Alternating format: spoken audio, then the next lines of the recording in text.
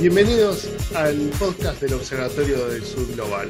Mi nombre es Sebastián Tapia, estoy acá con Federico Montero y con Rogerio Tomás. Vamos a hablar sobre las noticias de esta semana y vamos a repasar un poco las actividades que llevamos adelante desde el observatorio. Buen día, Federico, ¿cómo estás? Hola, Seba, ¿todo bien? Acá estamos pensando, discutiendo, acompañando la reflexión sobre la situación internacional, acompañados de Rogerio Tomás, periodista brasileño viviendo en Mendoza. Bienvenido, Rogerio, ¿cómo estás? Hola Fede, hola Seba, hola a la gente que está escuchándonos. Un placer estar aquí viviendo en Argentina 6 meses y bueno, un gusto estar aquí participando de este podcast del observatorio.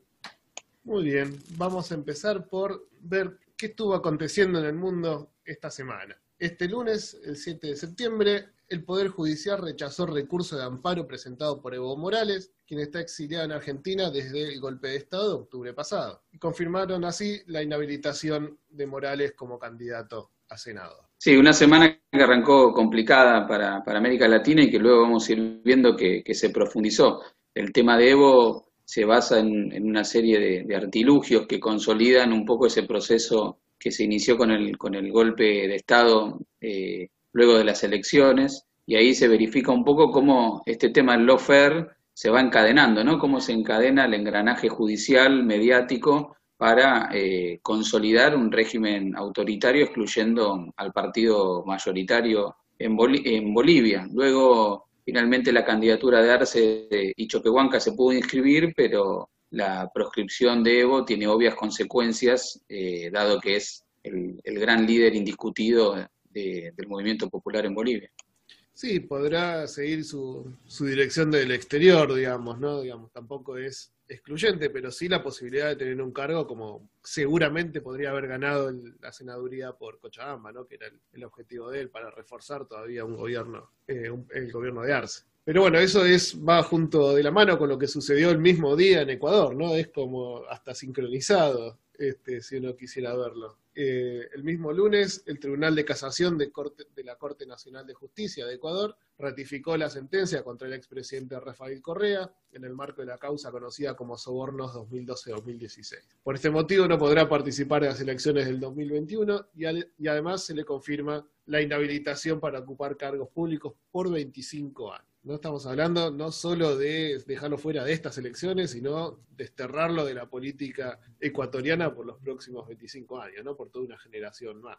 Sí, efectivamente ahí tenemos, bueno, una situación donde un régimen político, el gobierno de Lenín Moreno, adoptó una faceta represiva, que tuvo un punto de inflexión, recordemos, cuando fue el famoso referéndum, que se introdujo una serie de puntos para la reforma de la Constitución, claramente dirigidos a penalizar y proscribir a Alianza, digamos, la ruptura dentro de Alianza País y la conformación del espacio, digamos, correísta de Revolución Ciudadana. Se hizo una reforma de la Constitución que básicamente le permitía a Lenin tomar las riendas de un conjunto de instituciones regulatorias de la política en Ecuador y también básicamente orientadas a la proscripción de la posibilidad que Correa fuera candidato. Otro punto importante en este proceso de giro autoritario del gobierno de Lenín Moreno se dio en las protestas del año pasado. Recordemos, en ocasión del aumento del precio de la gasolina, que es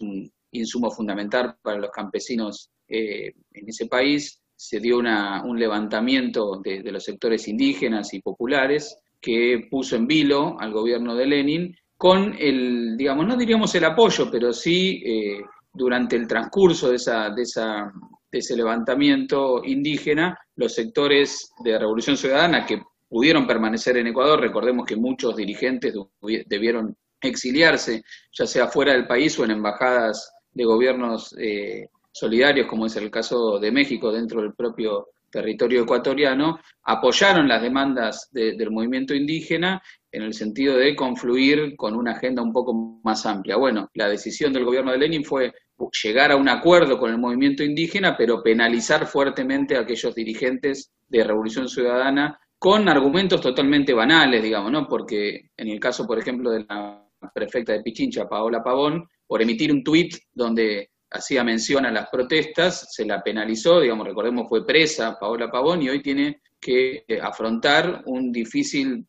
proceso de enjuiciamiento junto con otros dirigentes de Revolución Ciudadana como Virgilio Hernández y otros, en una situación que se va complicando. Y a la hora de la conformación de la escena electoral, que es la etapa que estamos viviendo, aparece la proscripción al Partido Revolución Ciudadana. Recordemos que la candidatura de Arauz tuvo que inscribirse inicialmente con Revolución Ciudadana y luego a través de otra estructura político-partidaria, y ahora Correa, quien apuntaba a ser vicepresidente, emulando un poco la solución o la propuesta argentina, donde Cristina Fernández de Kirchner se propuso como vicepresidenta, también es impedido de participar. Lo cual completa, digamos, un escenario muy difícil para los gobiernos, para los movimientos populares que fueran gobierno en la década anterior, tanto en Bolivia como en Ecuador. Interesante, ¿no? La similaridad entre Ecuador y Bolivia, porque al fin y al cabo esas protestas de octubre que surgieron por el aumento de la nafta tenían que ver con la posibilidad o con la necesidad del gobierno de Lenín Moreno de pagar un crédito que habían pedido con el FMI, ¿no? Digamos, se habían endeudado otra vez y tuvieron que ajustar para pagar ese crédito. Y ahora el gobierno boliviano a la vez ha pedido otro crédito sin haber sido aprobado por el Congreso con el FMI, y es otro de los temas que está también cuestionado el gobierno de Áñez, ¿no? Digamos, más allá de su legitimidad, encima el aumento de la deuda de manera ilegítima. Pero bueno, el martes tenemos que el comienzo de una serie de protestas y desorden social y cívico en Colombia, ¿no? A partir de que el abogado Javier Ordóñez fue detenido por la policía de Bogotá y electrocutado con pistolas Taser hasta su fallecimiento, ¿no? Nos siguen diciendo que estas pistolas no son no letales hasta que muere gente, ¿no? El video fue viralizado por internet, generando una serie de protestas que fueron duramente reprimidas por la policía, y al momento estas protestas ya llevan 10 personas muertas, 400 heridos, 22 estaciones de policía incendiadas. Solo un comentario rápido. Sí. A mí lo que me parece más grave sobre la cuestión del lawfare es que lo que antes era solo justamente una táctica puntual se está convirtiendo en casi una jurisprudencia, entre comillas, para todas las elecciones. Sim, se está naturalizando o uso do lawfare assim para todas as eleições. Estamos falando de Equador e Bolívia, pero agora mesmo em Rio de Janeiro e outras cidades também em Brasil. Brasil vai ter eleições municipais em novembro e o Ministério Público de Rio de Janeiro é muito bolsonarista e em uma semana isso abriu casos, abriu denúncias contra 3 de los contendentes que la elección de la ciudad de Rio de Janeiro, y todos los 3, claro, adversarios del bolsonarismo, y es impresionante que no hay ninguna denuncia nueva. Eran casos muy antiguos que estaban parados, sobre los cuales no habían hecho nada, y ahora, faltando 2 meses para las elecciones, abren denuncias. O sea, se está convirtiendo el lawfare en una jurisprudencia permanentes, es impresionante eso. Sí, es una forma de limitar las opciones en las elecciones, ¿no? Democráticas, una forma de recurrir a la justicia para que recorte las opciones del pueblo que tiene más prospecto de ser votadas que aquellas que llevan adelante el recorte, ¿no? Digamos, pero sí, es común a todo el continente en este momento. Volviendo al tema de Colombia, es otra vez un levantamiento popular en contra del accionar policial, similar a lo que uno está viendo a la vez en Estados Unidos, donde no es tan importante la muerte en sí de Javier Ordóñez, sino que funciona como un disparador para hacer ver todo ese mal accionar policial que lleva años o décadas en Colombia, ¿no? Incluso algunos comentaristas hablaban que las muertes y los heridos en esta protesta ya superan los niveles de los grandes conflictos. O sea, si uno lo tomara como un enfrentamiento durante la guerra sucia en Colombia, aún así esto sería mucho más fuerte todavía. Bien, con respecto al miércoles, el miércoles fue un día bastante movido también, secuestraron al ex vicepresidente del Paraguay, Óscar Denis Sánchez. El secuestro fue atribuido al Ejército del Pueblo Paraguayo y ocurrió a 30 kilómetros de donde fueron baleadas 2 niñas argentinas durante la operación de la Fuerza de Tarea Conjunta contra el EPP el pasado 2 de septiembre. Esta es, digamos, es parte del accionar del Ejército Paraguayo contra esta guerrilla. Ellos la denominan directamente una organización criminal. Pero bueno, es una lucha que está llevando adelante el ejército paraguayo contra este ejército popular, ejército del pueblo paraguayo, uno contra otro, sin tener en cuenta los civiles de la zona, ¿no? Digamos, el accionar pasa por encima a las poblaciones civiles. No sé si quieres comentar algo. Me parece que ahí la situación en Paraguay también entra en una turbulencia donde se van acumulando situaciones que pueden ir desembocando en inestabilidad. El gobierno es un gobierno débil, que está torpedeado, por un lado por el malestar social, producto de la implementación de políticas antipopulares, políticas de ajuste, en un país fuertemente donde las mayorías populares están fuertemente castigadas, altos niveles de desigualdad, de pobreza. Por otro lado, el propio gobierno está siendo también producto de una tensión por parte de otro sector de la derecha, que es el liderado por Cartes, el expresidente, que está presionando fuertemente para posicionarse como la persona que toma realmente las decisiones en el Paraguay, deslegitimando mucho la figura presidencial. En ese contexto fue muy extraño lo sucedido la semana pasada con el asesinato de estas 2 niñas argentinas en un episodio confuso, digamos, ¿no? Donde ingresaron al supuesto campamento del EPP y asesinaron a 2 niñas, con la propia presencia del presidente ahí, que se intentó instalar como una gran operación contra el narcotráfico, y donde quedó posicionado el presidente en un lugar muy complicado, lo que valió una respuesta de la Argentina. Y ahora, esta semana, vuelve a aparecer la figura de este ejército popular de Paraguay, con el secuestro de este ex vicepresidente. Entonces la pregunta es, ¿qué es el EPP? Digamos, ¿no? ¿Qué función cumple? Podemos tirar algunas cuestiones. El EPP se formó hace ya varias décadas, producto de la organización y los modos más parecidos a lo que son las FARC en Colombia, digamos, ¿no?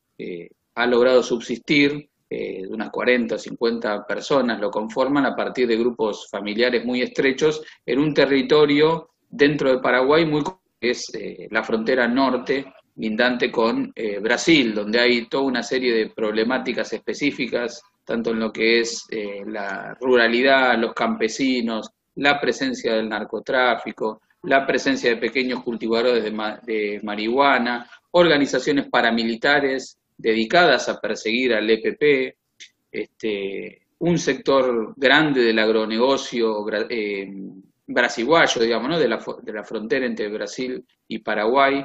Eso es un núcleo de inestabilidad muy grande para el Paraguay y para la región, que nos hace pensar en la impronta fuerte que le está dando en la escena paraguaya esta pretensión del sector del Partido Colorado que lidera Cartes de desestabilizar, o por lo menos de meter más presión sobre el gobierno paraguayo. Y vale decir que la familia Bolsonaro, con sus testaferros, tiene negocios en Paraguay también. El año pasado apareció el escándalo de Itaipú y están vinculados al agronegocio también de Paraguay y a ley de São Paulo, Mato Grosso do Sul. O sea, la familia Bolsonaro también está por detrás de algo ahí, por lo menos en los negocios. No sé si en la política, pero siempre suelen caminar juntos, ¿no?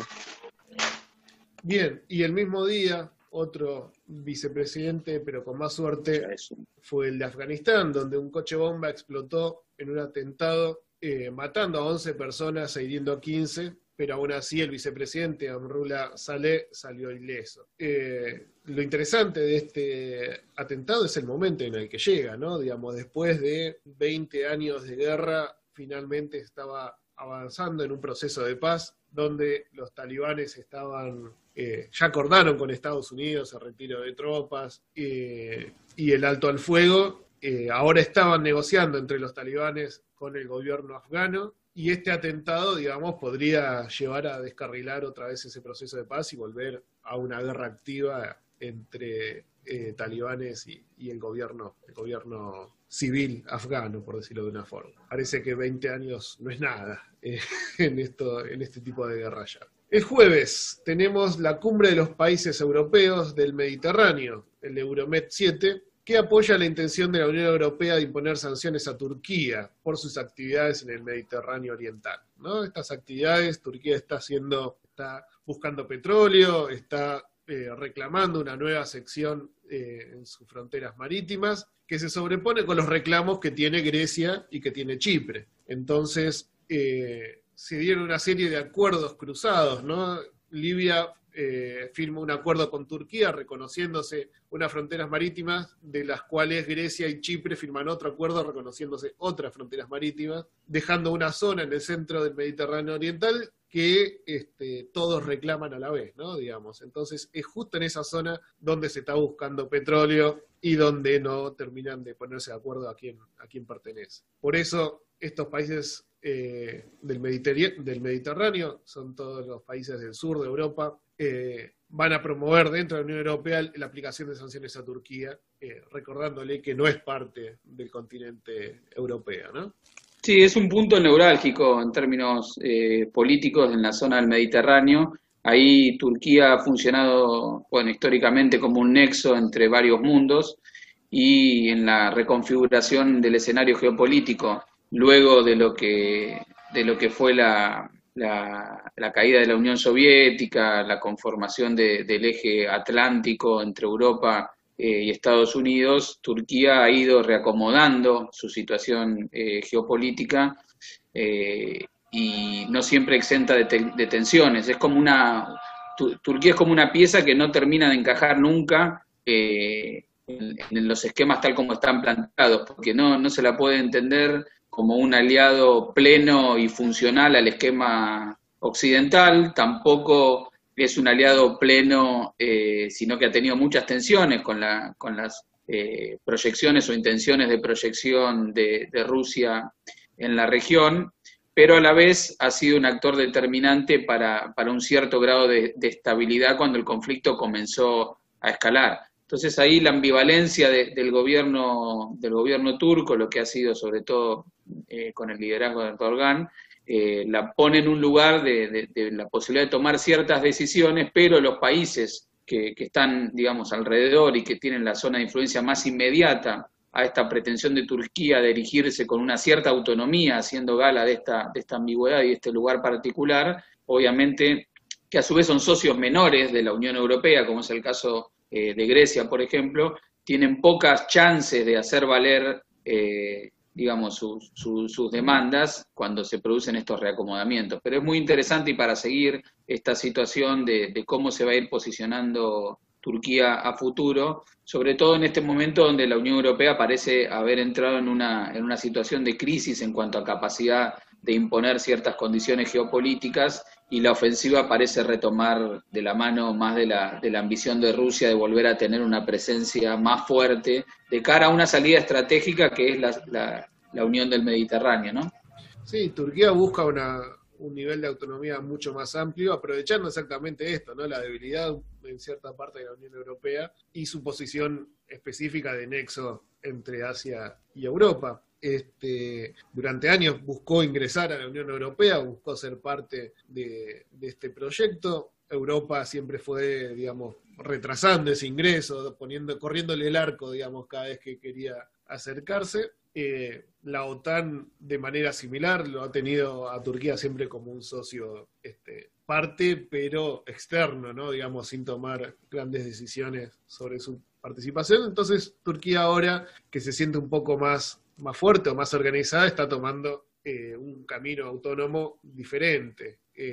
recordemos que participa en el norte de Siria, ¿no? Digamos, chocando con los intereses rusos. En vez de apoyar al gobierno de Assad, apoya a los rebeldes del norte de Idlib, que a la vez están en un enfrentamiento con la población kurda del noreste de Siria, así que también ocupa una parte de esa zona. Apoya en Libia al gobierno de Unidad Nacional, que no es el apoyado por Grecia, por Rusia, digamos, por los otros, que es el ejército nacional libio. Entonces, en esta guerra civil está jugando partidos por aquellos que no son apoyados por las grandes potencias europeas, entonces también ahí hace valer su peso regional. Y a la vez se opone a este tratado que firmó Emiratos Árabes con Israel, ¿no? Reconociendo a Israel como Estado. Turquía se autonombra la defensora del pueblo palestino y critica este último tratado. Así que trata de participar en todas las acciones de la región y dar a conocer su voz por lo menos en ello. Y el viernes 11 de septiembre también tenemos una serie de acciones diferentes. El Congreso del Perú aprueba la moción de vacancia contra el presidente Martín Vizcarra, tras la aparición de grabaciones donde se lo escucha acordar con testigos la defensa en un supuesto caso de corrupción. Esta votación tuvo 65 votos a favor, 32 en contra y 24 abstenciones. Bueno, Perú un escenario de un gobierno débil que no es nuevo. Perú es una situación política donde el presidente asume tras la crisis del gobierno anterior, de Pedro Pablo Kuczynski, en una sucesión de intentos de conformación de gobiernos que se vuelven inestables,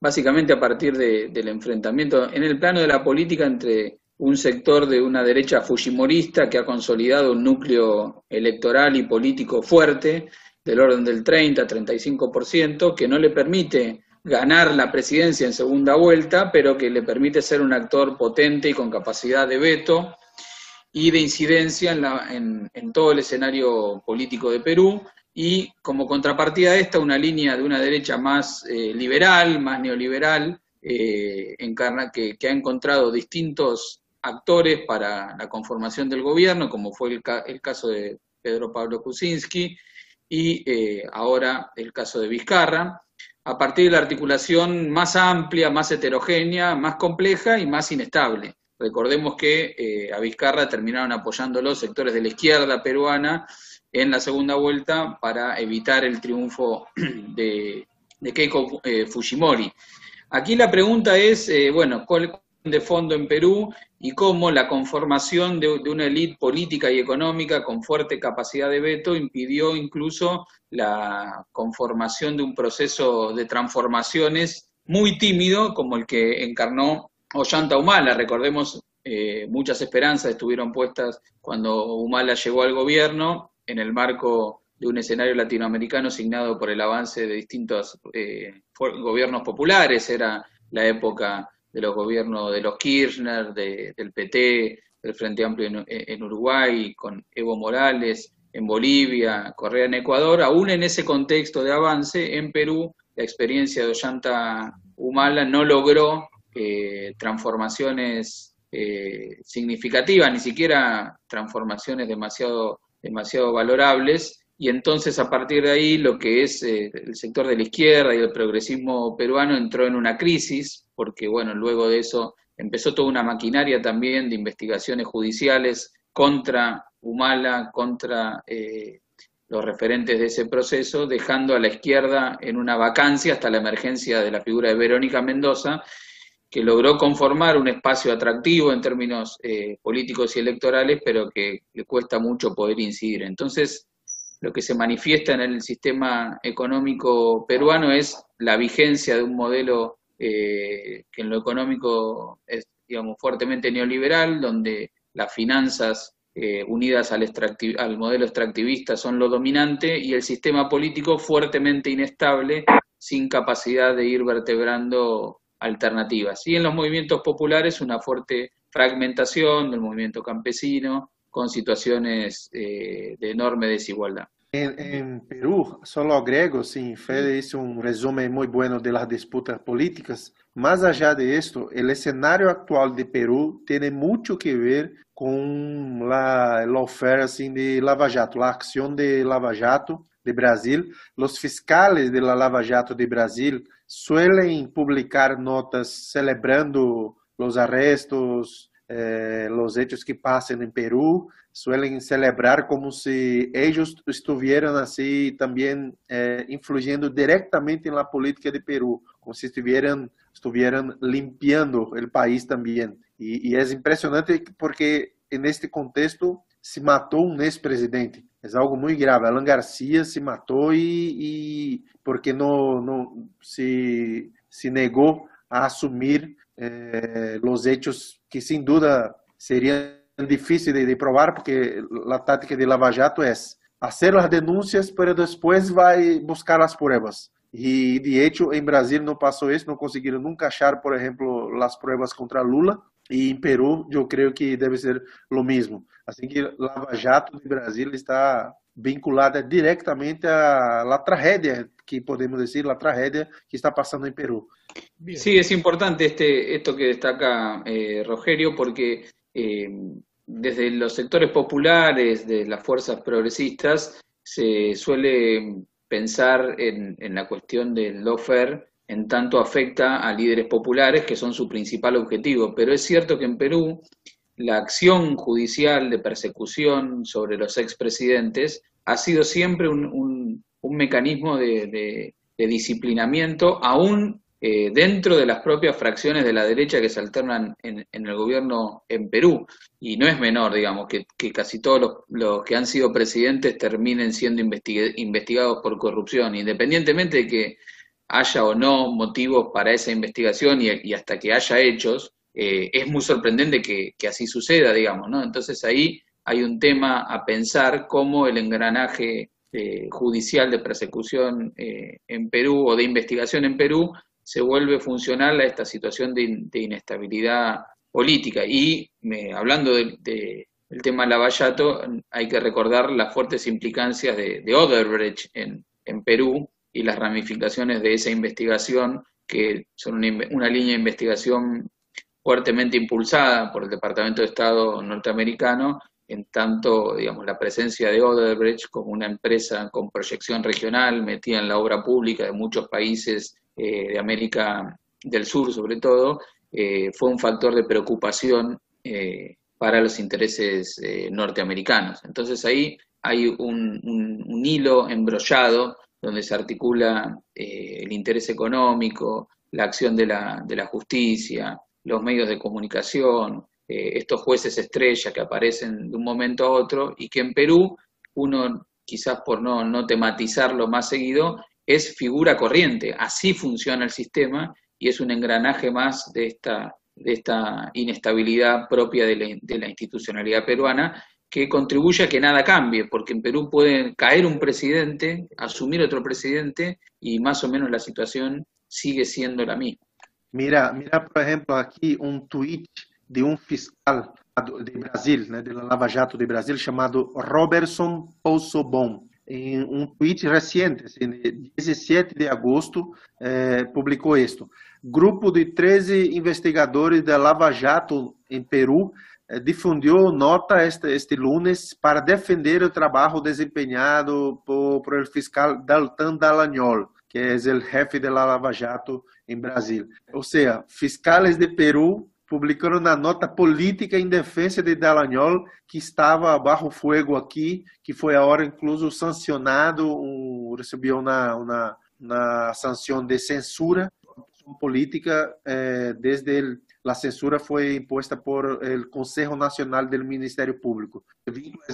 Bien, cambiando de continente, yendo para Europa, tenemos que este viernes el Reino Unido anuncia su primer acuerdo de libre comercio tras la salida de la Unión Europea. El acuerdo comercial con Japón buscará aumentar su comercio en 15.200 millones de libras esterlinas, ¿no? Parece que Gran Bretaña finalmente podrá sobrevivir a su salida de la Unión Europea, ¿no? Por lo menos va a tener alguna especie de acuerdos con algunos países que no la dejen tan sola, ¿no? Sí, esto es una incógnita, cómo se va a terminar procesando y cuál va a ser el alcance real de todo este proceso de Brexit, cuáles van a ser los términos reales de la salida, cuáles son los esquemas de flujos comerciales y financieros que se van a mantener y cómo va a restablecer la ecuación Gran Bretaña de su política financiera y económica y comercial a nivel global. Recordemos que aún dentro de la Unión Europea, Gran Bretaña era un actor diferenciado, no era parte, siempre fue un actor tenso en el marco de los equilibrios propios de la Unión Europea que responden más que nada al tándem Alemania-Francia, y la presencia de Inglaterra siempre era una especie de bisagra que tampoco terminaba de encajar del todo en la dinámica de la Comunidad Europea. Yo tiendo a pensar que sí. Sí, ingresó a la Comunidad Europea en el 73 recién, y en el 75 ya se quiso ir. No lo pudo lograr, pero desde entonces que está con ese pie entre estoy adentro y estoy afuera, ¿no? Y el proceso que inició en el 2016 todavía no está terminado, o sea, todavía efectivamente no está del todo fuera. Sigue discutiendo los términos en los cuales va a salir de la Unión. Sí, es una novela que va a tener varios capítulos más y que vamos a ir viendo en el desarrollo, sobre todo de cómo se vayan reordenando las fichas en el tablero geopolítico, producto de qué suceda en las elecciones presidenciales norteamericanas, cómo evoluciona la situación de Rusia y qué rumbo pueda establecer la Unión Europea como salida de la situación de pandemia. Hay una incógnita puesta ahí de Alemania con Merkel. Creo que hay varias fichas que se van a terminar organizando y van a terminar de recomponer un poco cuál va a ser el rol de Inglaterra y el Reino Unido en el reacomodamiento que se está dando en ese sector del occidente atlántico. Bien, pasando a temas que estamos trabajando en el Observatorio del Sur Global, tenemos esta semana o durante estos días cómo se va preparando el campo para las elecciones parlamentarias en Venezuela, ¿no? Nuestra sección de Perspectiva Latinoamericana va a presentar un artículo sobre los indultos, las alianzas y las secciones en Venezuela. Sí, hay un poco el escenario que sacudió la perspectiva de lo que puede ser las elecciones en Venezuela, es ciertas declaraciones de Enrique Capriles anunciando la posibilidad o jugando con la posibilidad de presentarse como candidato en las elecciones que se van a realizar a fin de año en Venezuela. Recordemos, políticamente la situación en Venezuela está atravesada por un fuerte bloqueo externo, el desconocimiento del gobierno de Maduro por una parte de la comunidad internacional, aquellos alineados con Estados Unidos, quien intentó reconocer a un gobierno paralelo encabezado por Juan Guaidó, quien haciendo una autoproclamación en una particular interpretación de la Constitución venezolana, empezó a operar, sobre todo en las relaciones exteriores a Venezuela, dinamitando algunos flujos económicos que son vitales para el país, sobre todo en los que han sido las filiales externas de algunas empresas venezolanas ligadas a la exportación de petróleo.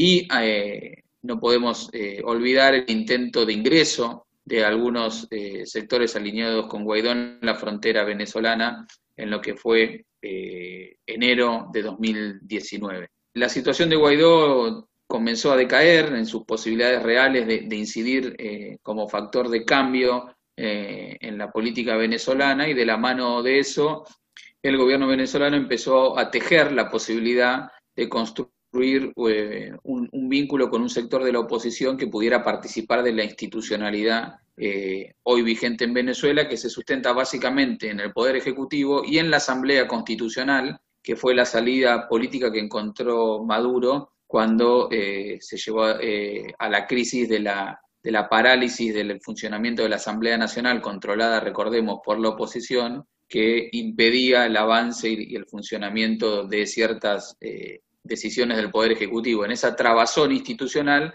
la convocatoria de la Asamblea Constituyente fue la salida que encontró el régimen político democrático de Maduro para poder sustentar una cierta institucionalidad. Pero lo que siempre intentó encontrar el chavismo fue un interlocutor político que aceptara esa institucionalidad y esas reglas de juego. Al interior de la oposición venezolana siempre hubo distintas miradas sobre cómo pararse frente a eso, sobre todo en algunos de los partidos tradicionales como Acción Democrática y COPEI, y el propio Capriles, recordemos quién fuera el candidato a presidente contra Chávez y contra Maduro, que logró unificar a casi toda la oposición en aquel momento, 2012-2013, tras de su candidatura, había perdido incidencia frente a los sectores más duros de la derecha venezolana que optaban directamente por la insurrección armada, por la violencia y por la injerencia norteamericana dentro de Venezuela. Los anuncios de Capriles abren una perspectiva de que se recomponga una dinámica de un juego político en Venezuela, pero van a depender mucho de si ese realineamiento de la dinámica política al interior de Venezuela es acompañado de un realineamiento a nivel internacional, que permita sustentar a esa oposición con ciertos apoyos internacionales, que es lo que ha planteado Capriles en relación a que su presentación o su presencia en las elecciones dependerían de un fuerte apoyo de la Unión Europea. A su vez, esto significaría que la Unión Europea se corre de el alineamiento que ha tenido hasta ahora en el sostén a la figura de Guaidó, si bien no ha sido homogénea ni con tanta intensidad y decisión como lo ha sido obviamente por parte del gobierno norteamericano, mayoritariamente, y los actores de peso de la Unión Europea se inscribieron dentro de la estrategia de reconocer a Guaidó. Así que hay que ver, esto va a depender mucho también de lo que suceda en paralelo en el escenario norteamericano, pero hay una posibilidad de una cierta salida, o por lo menos del gobierno de Maduro, de ganar tiempo si se restablece una lógica política con un sector de la oposición. Estas declaraciones de Capriles surgen a partir de la realización de 110 indultos por parte del gobierno de Maduro, ¿no? Que busca como abrir el campo político, olvidar los errores del pasado supuestos de la oposición. Entonces, una forma de abrir la participación, porque esto le va a permitir a estas 110 figuras de la oposición poder participar como candidatos en la elección. Dentro de estos 110 indultos no está ni Leopoldo López, que fue aquel candidato por voluntad popular, pero que participó de levantamientos armados en contra del gobierno. No está Juan Guaidó, exactamente por favorecer también estos levantamientos armados. Hasta hace poco, en abril, digamos, la famosa Operación Gedeón, ¿no? Que vino desde Colombia una serie de mercenarios que intentaron ingresar al país y Capriles los hubiera contratado, al parecer. Tampoco figura Enrique Capriles, ¿no? Y eso es lo interesante de Capriles. Él no figura personalmente dentro de los indultos, él no podría participar digamos, como candidato, pero sí presentó un partido, ¿no? Digamos, ante la negativa de su partido, que es Primero Justicia, de participar en las elecciones, digamos, el nuevo líder de Primero Justicia, que es Julio Borges, está ligado a Guaidó y se suma a esta estrategia de abstención.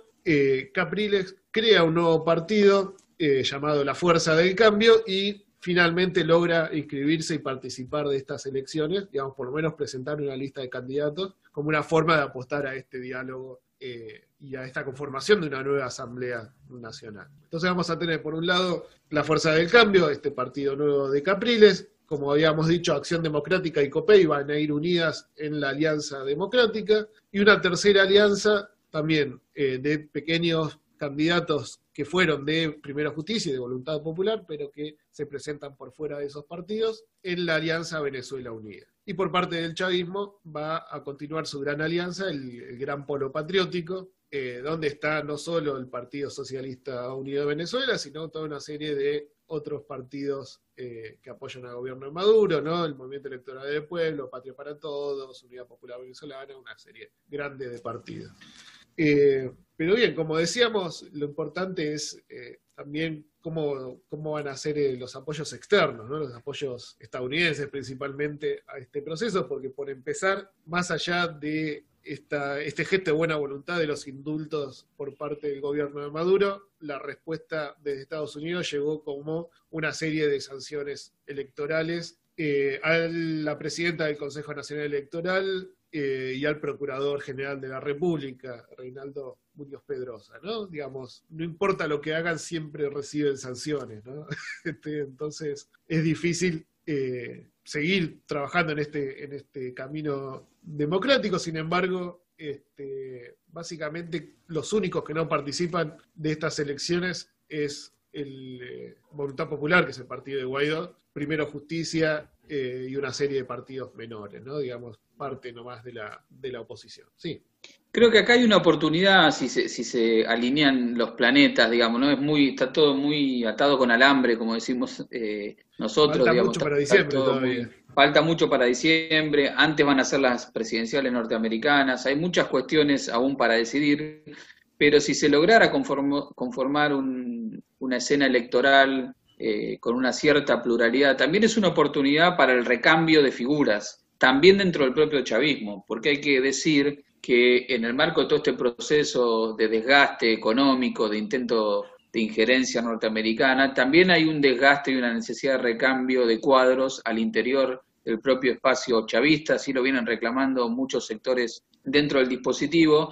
Entonces, la posibilidad de que no participen ni Capriles, ni las grandes figuras, pero tampoco participen quizás algunos de los más conocidos dentro del elenco del chavismo, puede generar una escena, por lo menos dentro de la Asamblea Nacional, donde se empiece a reconfigurar no solamente la escena política desde las fuerzas partidarias, sino también el surgimiento de una renovación en cuanto a dirigencia. El famoso porque este conflicto, exactamente, porque este conflicto ya lleva, digamos, muchos años, digamos, recordemos, la elección de Chávez fue en 2012, Maduro 2013, son 7 años de desgaste, de crisis institucional, de crisis económica, de crisis social, y donde el propio chavismo también necesita encontrarle una renovación a la situación política en un escenario geopolítico y regional que también ha cambiado radicalmente,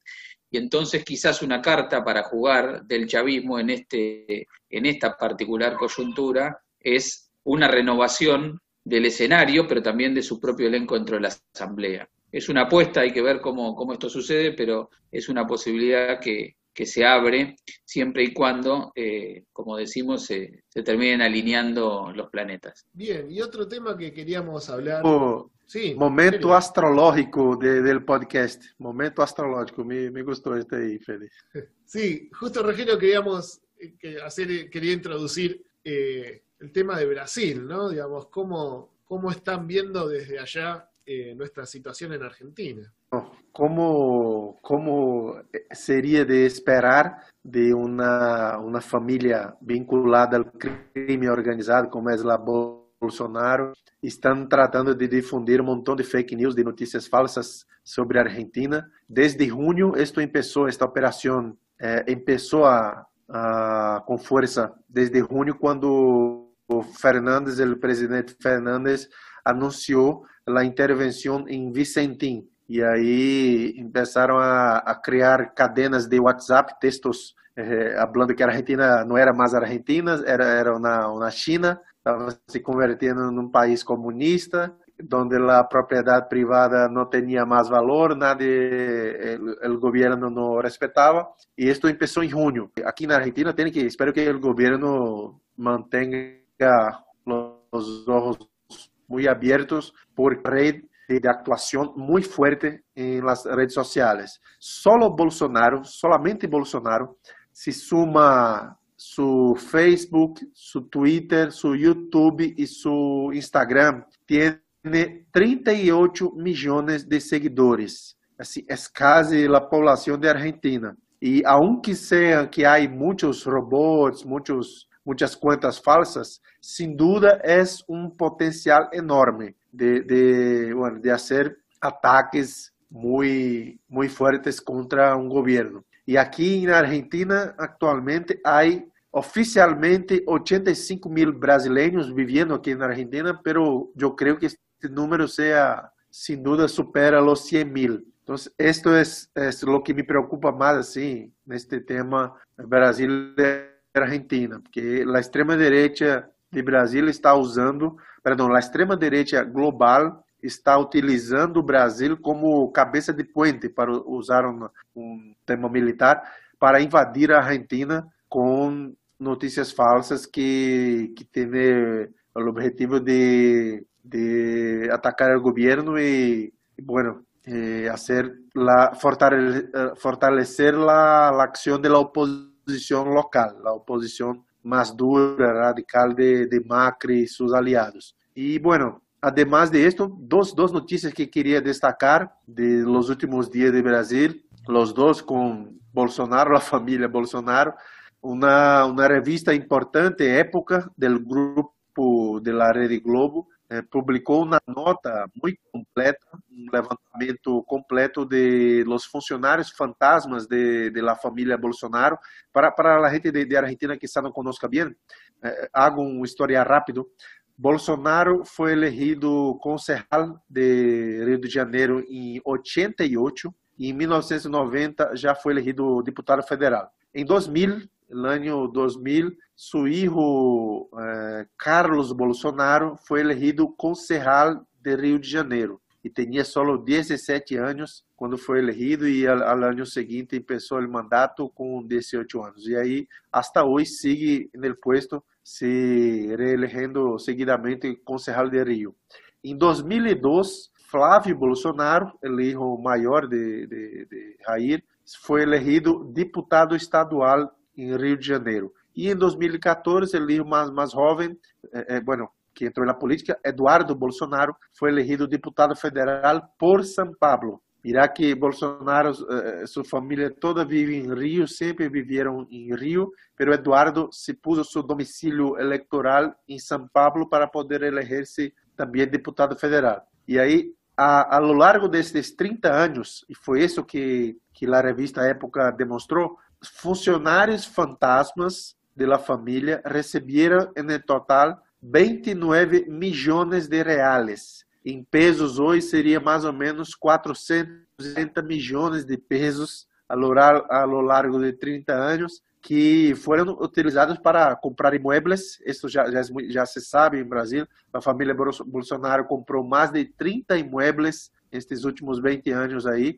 E a maioria, isto que é raro, a maioria destes imóveis foi comprado, foi pagado com dinheiro vivo, em cash. Aqui, não sei se aqui na Argentina é muito comum, mas em Brasil é muito pouco comum que se pague um imóvel em cash, em dinheiro, em plata. E isso com a família Bolsonaro é o mais comum. Quase todos os imóveis foram pagados com cash, com plata viva, como se diz. E é impressionante. E isto, surgiu agora esta nota que está tendo um impacto muito grande no meio político, e a isto se suma, para cerrar aqui, a isto se suma o rechazo que Bolsonaro teve de apresentar um testemunho por escrito em uma das investigações que tem sobre sua família. Na verdade, esta não é exatamente sobre a família, é sobre a presunta intervenção de Bolsonaro em la Polícia Federal.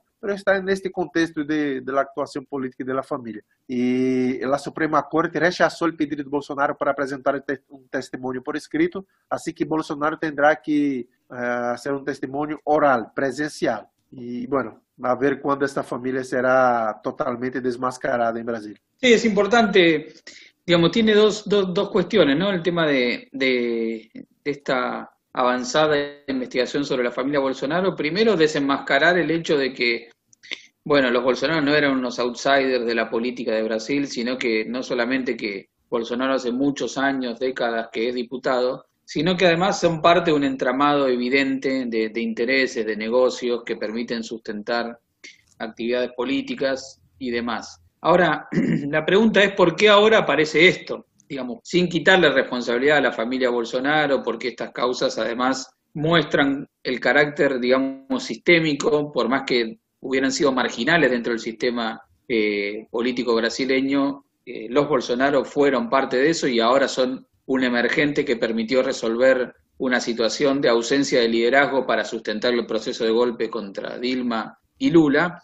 ¿Por qué ahora aparecen estas amenazas, digamos, ¿no? ¿Qué es lo que se juega dentro del sistema para que aparezcan las amenazas contra Bolsonaro en términos judiciales, aunque sean, digamos, jurídicamente sustentables, políticamente, ¿cómo se interpretan? No, lo que pasa es que hay sectores en el sistema judicial que no aceptan la hegemonía de los Bolsonaro y son más vinculados estos sectores a la derecha tradicional.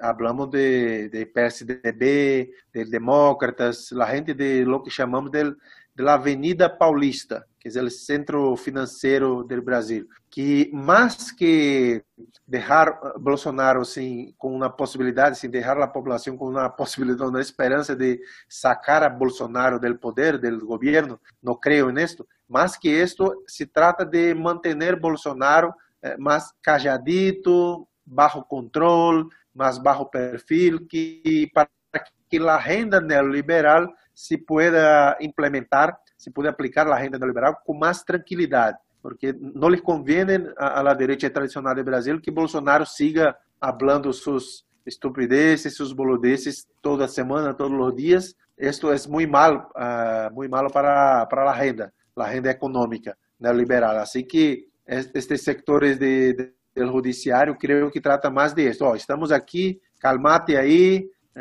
nosotros tenemos la posibilidad de sacarte del gobierno, así que calladito, así, quieto. Yo creo que se trata más de esto. No creo en ninguna posibilidad que Bolsonaro va a responder un juicio político, un proceso de impeachment, por varios motivos, incluso porque no conviene a la derecha que Bolsonaro llegue, destrozado a 2022. Le conviene que Bolsonaro siga manteniendo algún apoyo, porque el sueño de la derecha tradicional es que en 2022 lleguen fuertes Bolsonaro y esta derecha, y que la izquierda sea la tercera fuerza. ¿Cómo es hoy? Hoy el principal protagonista de la oposición no es la izquierda, es la derecha tradicional que trata de corregir los rumos del Bolsonaro. Me parece muy, muy interesante cómo hemos llegado a este punto de discusión, Rogerio, Sebastián,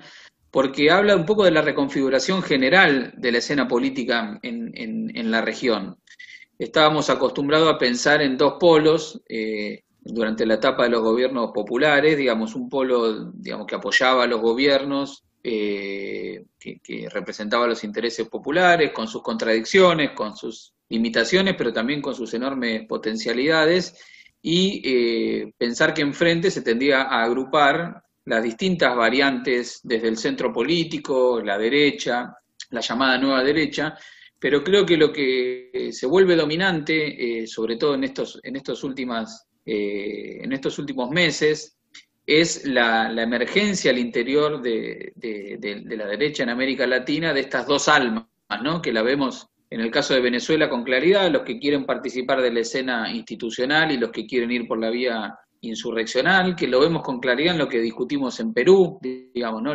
El fujimorismo, una derecha más dura, autoritaria, pero con fuerte pregnancia en los sectores populares, y una derecha más del establishment, más vinculada a los negocios, que es la que intenta sostener al presidente Vizcarra. Lo vemos en Brasil, como bien mencionaba Rogerio, en términos políticos, cuando Bolsonaro nunca fue una expresión orgánica del poder económico brasileño, y lo vemos en Argentina también, digamos, ante el manejo político que ha hecho el gobierno de Alberto Fernández de la situación de la pandemia, buscando un consenso con el intendente de la ciudad de Buenos Aires, con Rodríguez Larreta, jefe de gobierno, y otros sectores más moderados dentro de la oposición, quedando por fuera de eso los sectores liderados por el propio expresidente Macri, Patricia Bullrich y otros referentes de una dinámica que busca una especie de bolsonarismo en Argentina. Entonces, dicho esto, me parece que la situación de pandemia, la crisis económica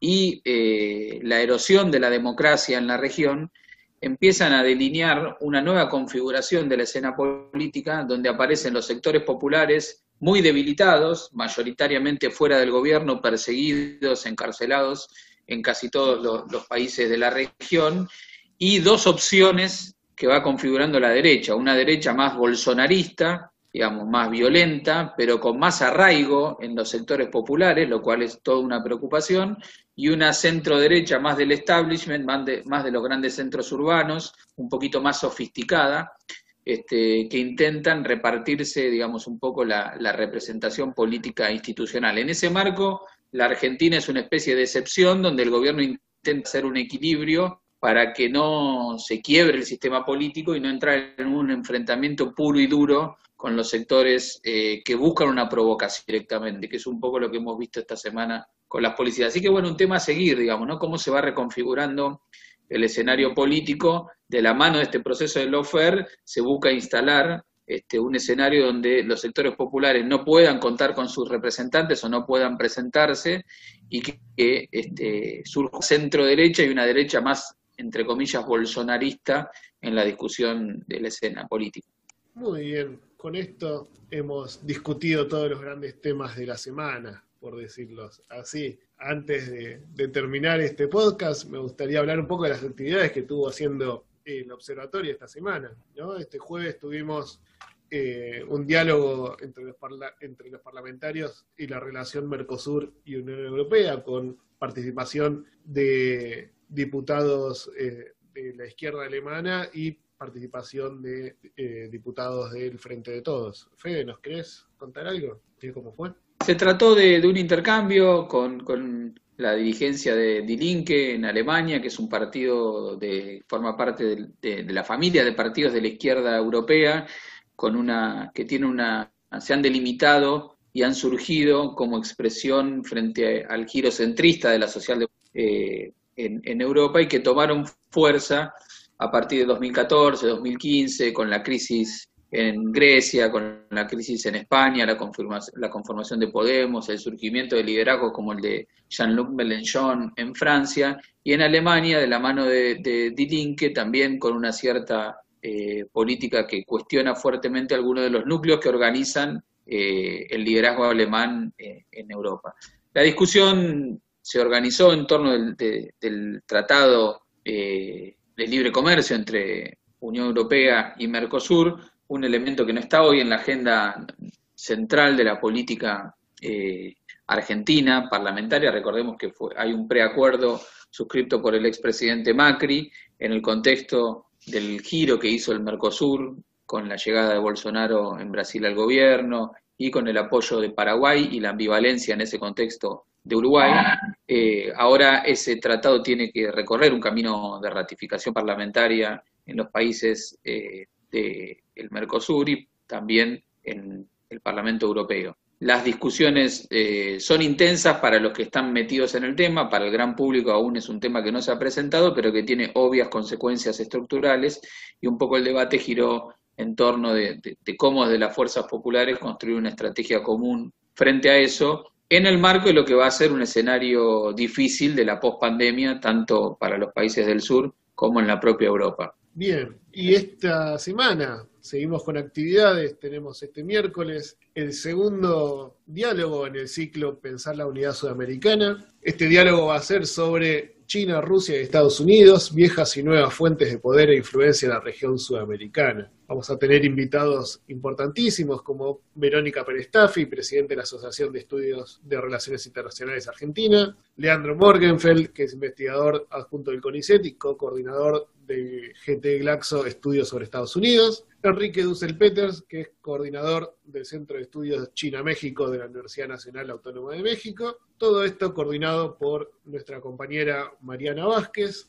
con la presentación de Federico y con los comentarios por mi parte. Este miércoles a las 18 horas, por favor entren a la página historiodelsur.com.ar para inscribirse para estas charlas. Un curso que ha tenido mucho éxito, más de 350 inscriptos, participantes, donde se ha logrado un debate muy interesante y que esperamos que promete mucho este segundo diálogo, así que este miércoles vamos a estar conectados y transmitiendo también en vivo a través de nuestras redes. Exactamente, y todas las repercusiones a partir de este diálogo serán publicadas en el observatorio a lo largo de las próximas semanas. Palabras finales, una despedida con aire brasileño desde Mendoza. Eso. Bueno, no, solo decir que el 7 de septiembre la semana empezó con el Día de la Independencia de Brasil y fue raro que Lula hizo un pronunciamiento, un discurso que está disponible en su YouTube, que parecía el presidente verdadero de Brasil. Y Bolsonaro hizo en sus redes sociales por la mañana un tweet defendiendo, reivindicando el golpe de Estado de 64 y por la noche, cuando habló por cadena nacional, defendió la democracia. Así que Bolsonaro no sabe qué lado elegir y bueno, y de hecho parecía que Lula era el presidente de Brasil. Su discurso, su pronunciamiento, yo recomiendo, está en su YouTube, está llegando a casi 800.000 visualizaciones, que es muy grande para las redes de Lula incluso. Y bueno, queda de sugerencia para que la gente vea. Un abrazo y hasta la próxima. Muchas gracias, Rogelio, por participar con nosotros. Federico, nos vemos en la próxima emisión. Hasta luego y muchas gracias.